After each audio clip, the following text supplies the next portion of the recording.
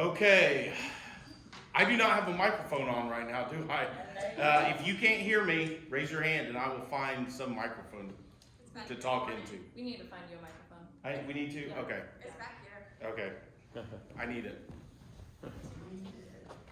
I need it. Okay. You got it? Thank you.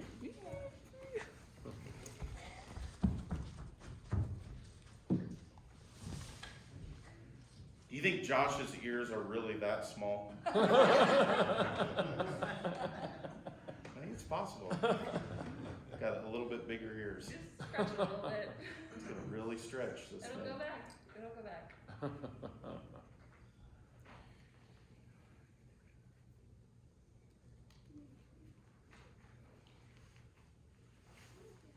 Okay.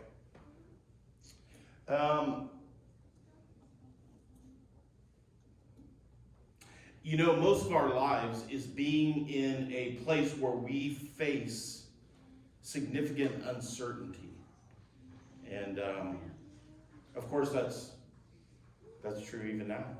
It's true in this community, in this church. As most of you were here last week, and that was Josh's last Sunday with us for some time. And there's uncertainty about what the next several weeks will bring, several months will bring, and but that is a part of life. Facing uncertainty, but confidently being willing to walk into it. Some of us read a book about, I'm going to say it was about 5 years ago, maybe a little bit more, and it was called Beyond Charity. Was there anyone here that did that? Sharon, you did. Joni, anyone else do that? We had a little discussion, book reading over in the parlor, and we had conversations about, the topic of it was Christian community development, which was probably kind of a new topic to some of us. And it was this idea that we could devote ourselves together as a community to be neighborly, and then to getting neighbors involved in the good work of making this a better place for us all to live. And even like real locally too, like right here in Avondale. And so from the few of us that were there and the few of us that have joined in, and then more and more that have joined in along the way at different times and years. I remember one part of the book though, John Perkins is the name of the guy who wrote the book. And he said that it would take a commitment of about 15 years before you start to see the fruits of the commitment that you make to this kind of neighborliness. 15 years. And he, of course, is speaking from his own experience. He has kind of practiced this idea of Christian community development in many places, and I think he was just saying, after about 15 years, you begin to see some of the effects of the things that you've worked for very hard for 15 years. 15 years of focusing on a place, 15 years of helping residents to find their voice, to fixing up houses, to creating access to health care, to helping people launch businesses, to reconciliation and putting money into the hands of people where money has been difficult to access, and 15 years of doing things with people, not for people, of capacity building, 15 years of prayer, 15 years of meeting people where they're at, 15 years before you start to see. Well, I don't know how you count this, but maybe we're in year 5 or 6 of doing some of those very focused things that we were talking about together over in the parlor. So that's going to take some patience, isn't it? It's not going to take us all coming up with all the right answers or having all the right ideas. It's not going to take having more money right now to do it. It ultimately is going to take patience. You can't do anything fast over the course of 15 years. In the ancient world, there were all sorts of ethics and values that were, promoted by the thinkers and writers like Aristotle and Plato. Guess one that was never mentioned as a virtue? Patience.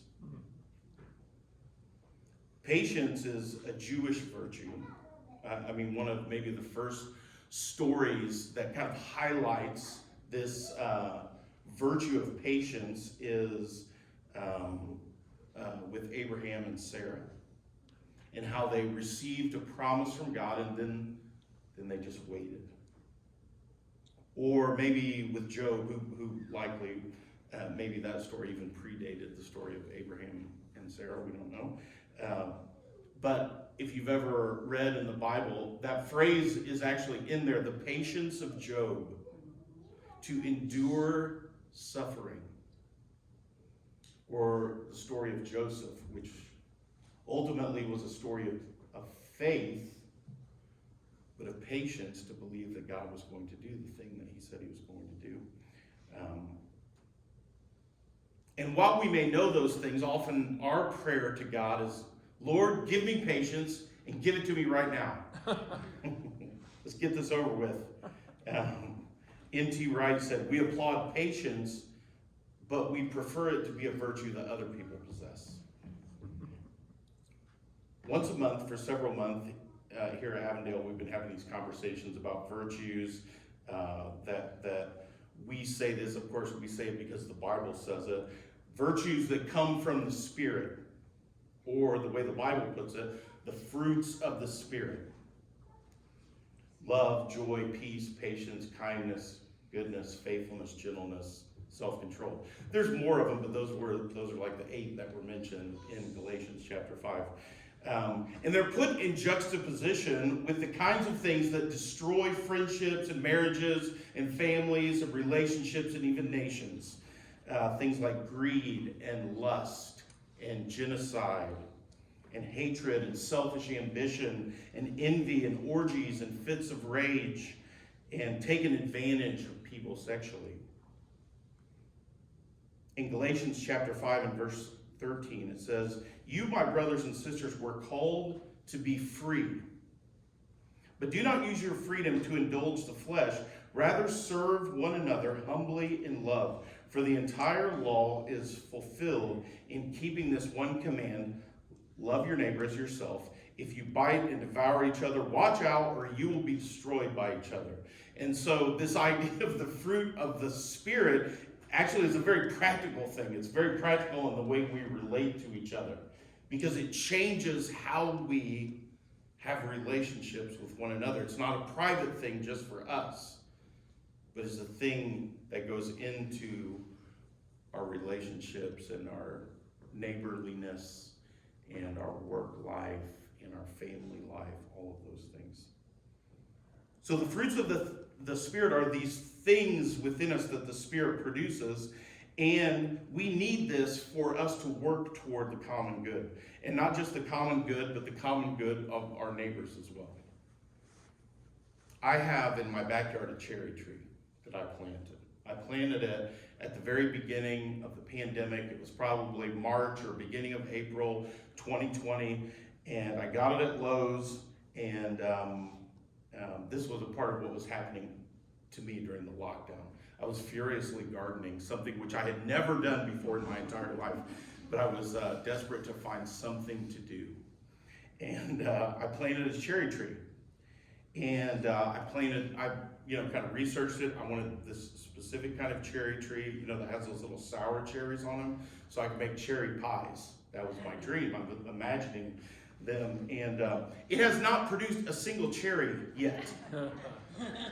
And it may never produce any cherries, I'm not sure. I guess just having a fruit tree doesn't always make the fruit come out. I'm learning this. And I have learned a few things along the way. Like you're supposed to have a pollinator for your for certain types of cherry trees, which I did not have. And then there's like an early frost that can kind of kill the blossoms, which kill the ability for it to produce cherries, which I think has happened. And then there's those stupid Japanese beetles that just come and completely destroy all the leaves. And maybe you're supposed to cover it during an early frost. I don't know. There's all kinds of stuff. And probably you have to prune it too at some point. And spray it and look for fungus and all this kind of stuff. I can't make fruit come out of this tree, but apparently I have some responsibility in creating and developing the kinds of conditions for fruit production. Like, I have to work with it in order for the fruit to come out. And such it is with the fruits of the Spirit.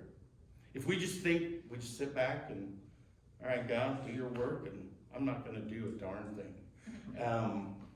That doesn't really work either. So, and that's especially true when we're talking about this virtue of patience. We have to cultivate.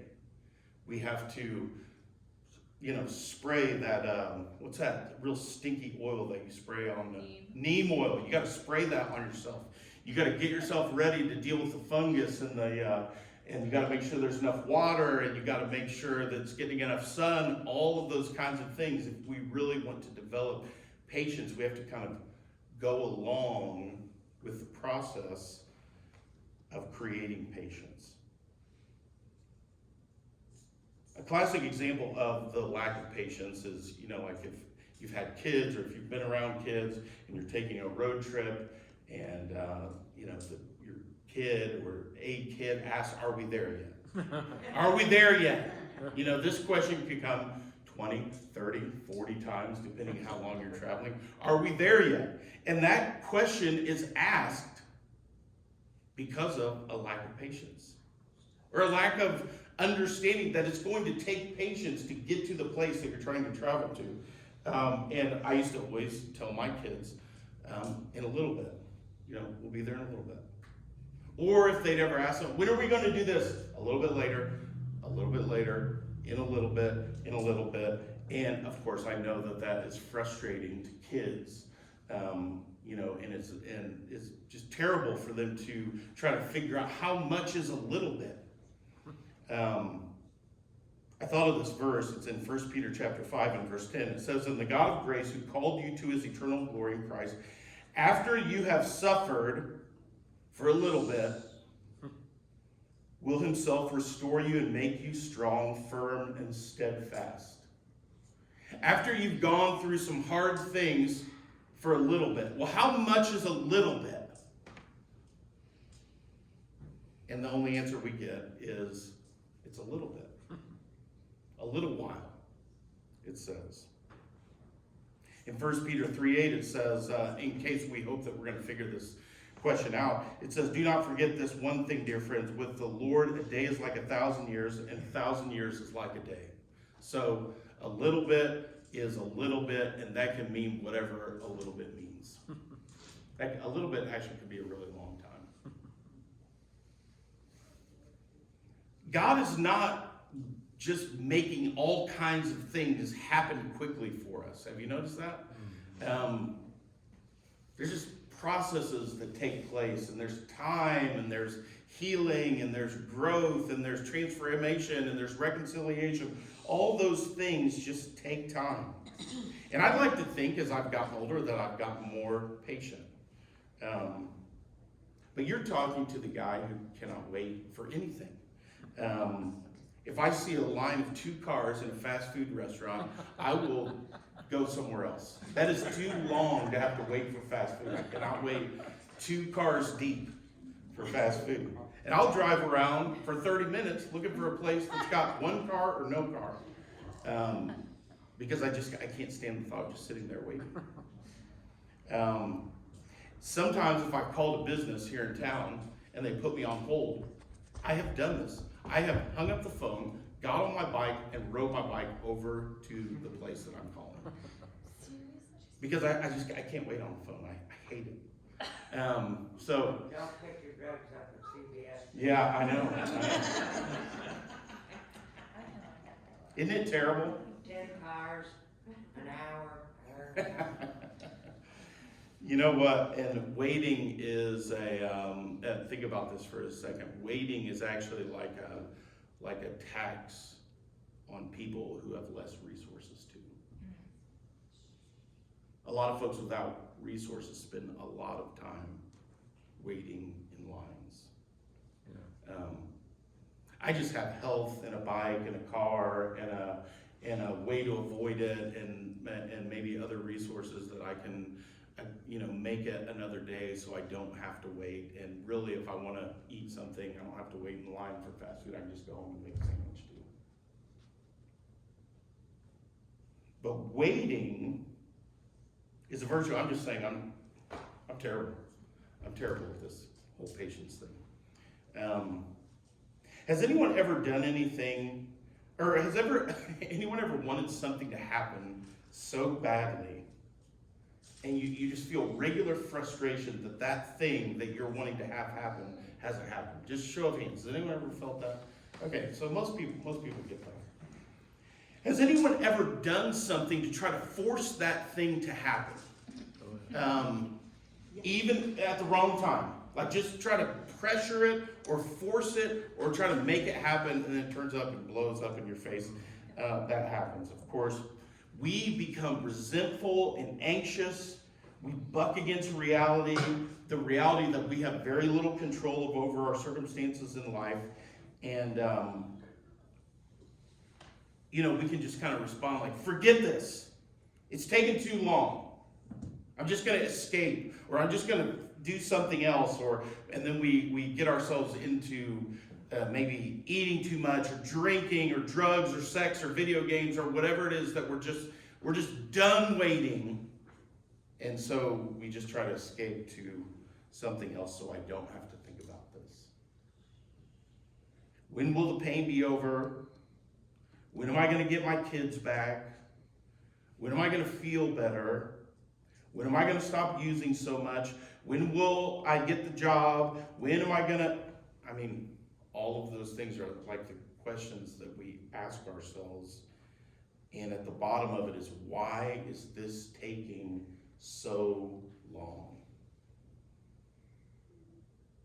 And the only answer we get is, in a little while.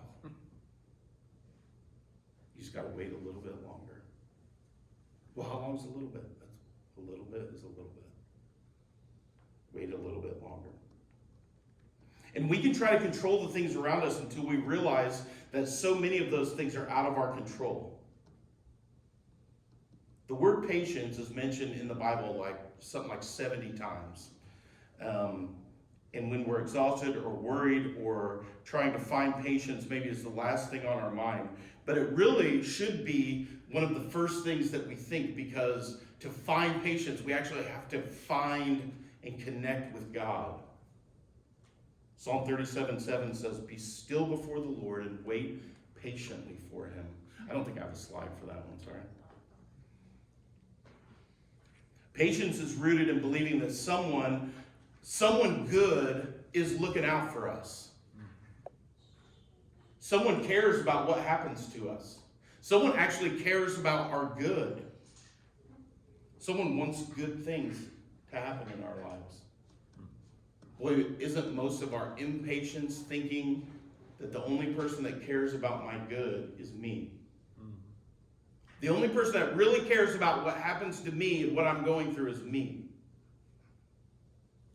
But in order to develop patience, we have to believe that there is someone, and that someone is a good, loving Father who cares about the things that happen to us and is working toward creating good in our lives.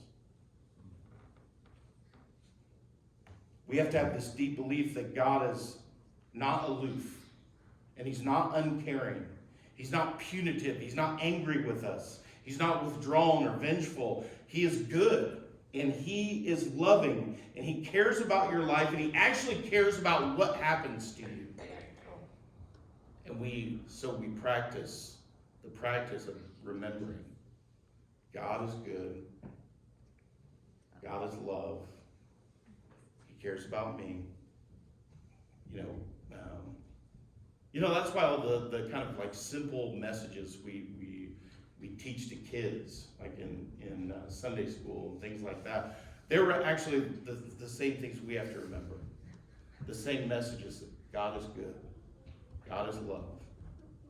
He's going to take care of me. He's for me. He's with me. Now that doesn't mean bad things aren't going to happen to us. That doesn't mean we may not have to wait a long time. That doesn't mean that things beyond the control of us might thwart whatever progress we're making. That doesn't mean that mean people might not do mean things to us. All of those things can be true as well, but God is with us. And he's good. And a lot of times we blame God for the things that broken or mean or impatient or anxious or uncaring or selfish people do to us. But God just reminds us, be patient. There's good coming. There's good coming. Abraham and Sarah, like I mentioned before, they were promised descendants, which means that they were going to have kids. That's like physically they were going to do this. But when they were promised these kids, they were 90 years old. So after the eggs have long dried up, and after things that happened in younger years don't happen anymore, God promised that they were going to have a baby. They were going to have descendants. There's this verse, it's kind of a funny verse. It says, when God made his promise to Abraham, that one right there. Since there was no one greater for him to swear by, since he swore by himself, saying, I will surely bless you and give you many descendants. And so after waiting patiently, Abraham received what was promised. It's kind of a funny verse if you know the story, because actually Abraham nor Sarah, neither one of them waited very patiently. They came up with the idea to impregnate Sarah's maidservant, Hagar, as a way of fulfilling this promise. They took matters into their own hands because it just wasn't happening. And that didn't do it. And they tried all kinds of things. Abraham tried to sell his wife into slavery to another person. But yet, for some reason, in Hebrews chapter 6, it says, and so after waiting patiently, Abraham received what was promised. Well, patience is going to have a lot of ups and downs along the way, right? They had to wait actually a really long time before this happened. And it did happen. They had a son named Isaac. And this was the fulfillment to the promise. And then basically Isaac, Abraham's descendants, became what we now know as the nation of Israel. From his descendants, which would outnumber the stars in the sky. And that promise was given in virtually impossible situations that required patience. In Hebrews, do I have that next? Oh no, that's later.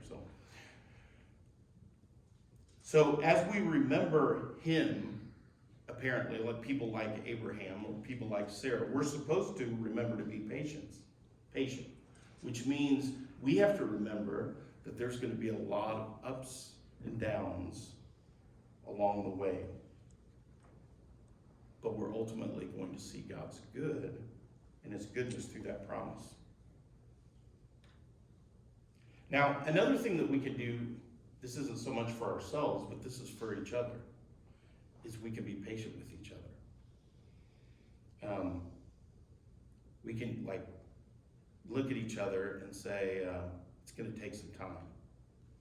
Not just to encourage each other, but sometimes maybe we annoy each other. Or sometimes we bother each other. Or sometimes we think this person, I don't like this person. and we think, be patient. None of us are the finished product. We're all on a journey. We're all going to grow. We're all going to make changes. We're all going to develop. We're all going to be different people than who we are right now. And so if we just hold on with each other, if we just wait it out with each other, we might become someone way different than who we are in this moment. How many of you, when you were in some terrible circumstance, maybe in jail, maybe without a home, maybe, what if everyone just thought, oh, that's who that person will always be? Maybe you had an addiction issue. Maybe you got in trouble with the law. Maybe you didn't have a job. That's who that person will always be. We have to remember that we're all in process.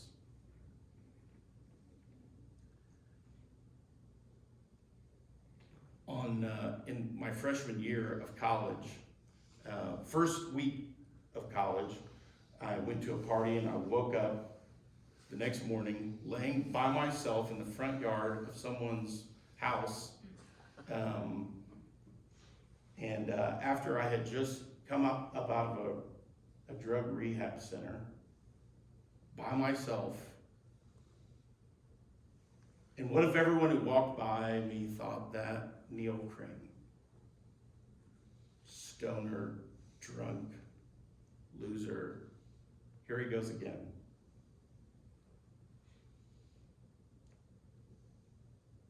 Of course, we are all in process, myself included.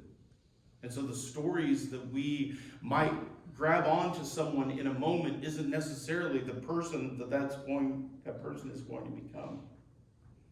I have this friend who used to walk the streets around here in this neighborhood.